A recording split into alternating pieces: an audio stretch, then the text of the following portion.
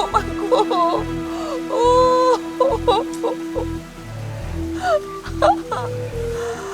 কি একটা ঝামেলা হয়ে গেল। ডাক্তার বলল ওষুধ খেলে ব্যথাটা কমে যাবে, এখন তো মনে হচ্ছে ব্যথাটা আরো বেশি বেড়ে গেল। এই জন্যই আমার এই এলাকাটা পছন্দ। না আছে একটা ভালো ডাক্তার, না আছে ভালো অন্য কোনো কিছু। ওরে পড়ে থাকলেও না কেউ দেখবে না। উফ, এত কথা বলিস না তো আপনি, বড্ড কানে লাগছে। কথা বলবো না তো কি করবো? চুপ করে বসে থাকবো? আরে রাহাতকে কতবার বলেছি চল ভাই আমরা ঢাকায় যাই, ঢাকায় যাই না। ওর যত ভাবনা সব এই অজপাড়াগান। তোর থাকতে হয় তুই থাক না, আমাদেরকে ধরে রেখেছিস কেন?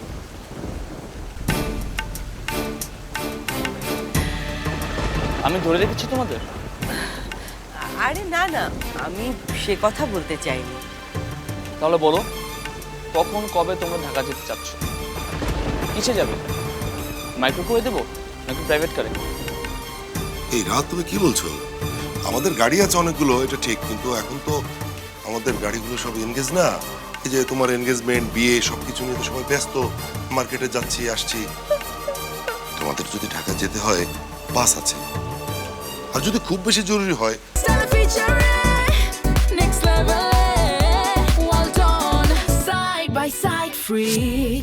লোকাল বাস আছে, যেতে পারো। এসব তুই কি বলছিস ভাই আমার? আমি তো এমনি এমনি বলেছি। দেখ না অন্তুর কি অবস্থা। ও মা, ওর এই অবস্থা দেখে আমি আর সহ্য করতে পারছি না।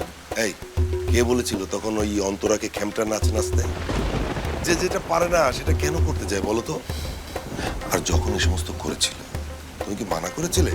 মানা তো করোনি। অন্তরা, একটু শান্ত হও। আমি অলরেডি অ্যাম্বুলেন্স ইনফর্ম করেছি, আসলে তোকে নিয়ে যাবে। অ্যাম্বুলেন্স? আমাদেরকে কিছু না জানিয়ে? কোথায় নিবে আমাকে? ময়মনসিংহ মেডিকেলে।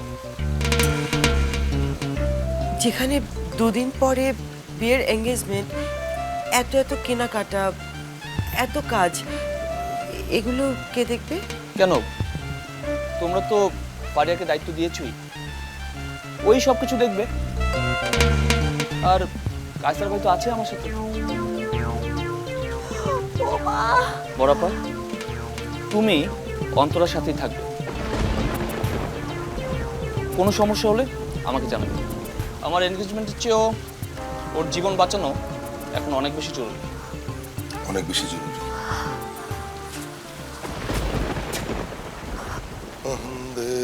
পহরিয়া বগা কান্দের।